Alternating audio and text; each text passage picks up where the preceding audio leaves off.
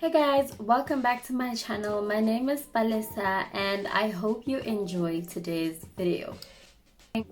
Today's video is going to be all about sharing my YouTube filming setup. Also going to be sharing with you all the equipment that I have and use currently for filming my YouTube videos, taking my pictures for Instagram. First things first, I want to say to you, if you're wanting to take better pictures, if you're wanting to start a YouTube channel, please don't wait until you've bought all this expensive equipment. And I'm speaking from experience because I had put off starting my channel until I had bought all these cameras and all this equipment and the light boxes and all of that. But eventually I pushed myself to start and I learned how to make the best of what I have. First, to shoot a video, you need a camera.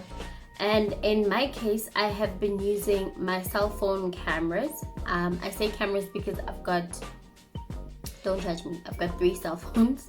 So I am currently filming from the Huawei P30 Pro, and that is what I use to film and take my pictures. That camera is absolutely amazing. Sometimes I do use my iPhone 8 and it's very rare. I don't really like the video quality from the iPhone. It's good, but the Huawei is better. Then another trick I like to do when I film my videos is I like to wipe down the camera. So if you take pictures or you shoot videos and you notice there is this white cast film over your videos and pictures, it's because you haven't wiped down your camera lenses. To wipe down a camera lens, I will use a clean t-shirt, maybe a microfiber towel. In this instance, I'm going to be using a sock. This is a clean sock. You want to make sure whatever you use to wipe your cameras down is clean, otherwise you may risk scratching your camera lens. So all I do is I go sideways, and you want to make sure you wipe down however many lenses you have, and then take a look at it. Normally when you tilt it, you can see if there are fingerprints or if there are marks on it, and that's it. The next thing with cameras is you need to maybe Google or watch on YouTube for the best camera settings for your phone.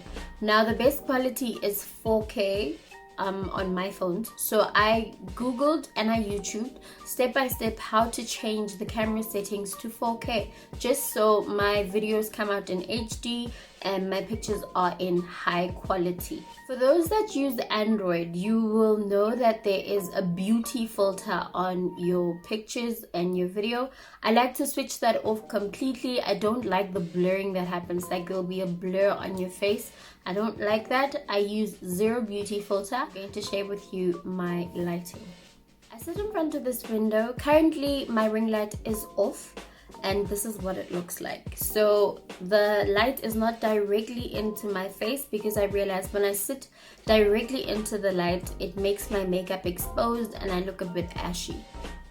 So for lighting, I have this ring light. As you can see, it is on, but I'm also sitting by the window. I'm going to show you the difference between having the ring light on and having the ring light off, but otherwise this is what I use for lighting. This is what it looks like when the ring light is on. You realize there is a bit of a slight difference.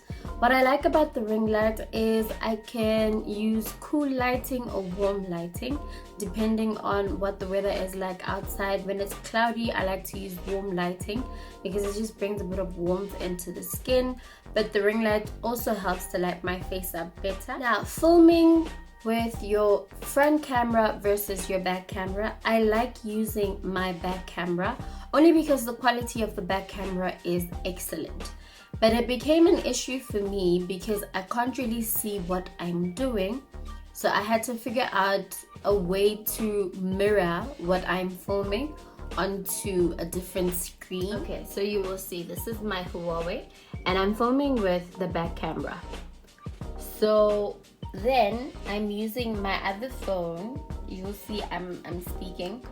I'm using my other phone to mirror onto it, and I can see exactly what I'm filming, if I am like sitting in the correct position, and if I'm in shot and the camera is focused, and if it's clear, you know. So the app I use to mirror is called A Power Mirror, and that is what I'm using to mirror between the two phones. It is so helpful for me because I know exactly what my camera is focused on. I know exactly what I look like in the different shots, and it has been a great help since I do not have full-length mirrors where I can literally sit in front of it and film, and that is another way to see what you are filming. Tripods. Now I've got 2 tripods, well 3, but the other one has gotten janky, like the legs have become flimsy, so I don't even use it anymore. So I've got this mini one, and this I got from Hi-Fi Corporation for 99 rands, I think it was, and I love it because when I'm vlogging it literally sits on the tabletop and I can speak to it. Then I've got this long one. It is the National Geographic 3-way tripod. It came as a suggestion from Mary Jane. She said I should actually order it because I was complaining to her about my tripod being flimsy and it's not long enough for me to start taking full-length pictures, and she suggested this one and it is amazing. I bought it for 349 rands on takealot.com. It's only been about 3 months with this tripod, but it is absolutely amazing and I love it. Also, my ring light has a space for me to put like a phone holder, so it can also work as a tripod. But what I don't like about using my ring light as a tripod is that when you look into the camera you would see like the round light in my eyes. So now I prefer to have my ring light a bit further away and then my phone sitting in front of it, and I've realized that's a lot better for me filming wise. Backgrounds. For backgrounds, literally I am sitting in the guest room on a bed. What you're seeing behind me is the headboard. I'm not really fussy about that as yet. I film in the guest room because that's the only place where I can lock myself in when my son is home and I can still continue to film.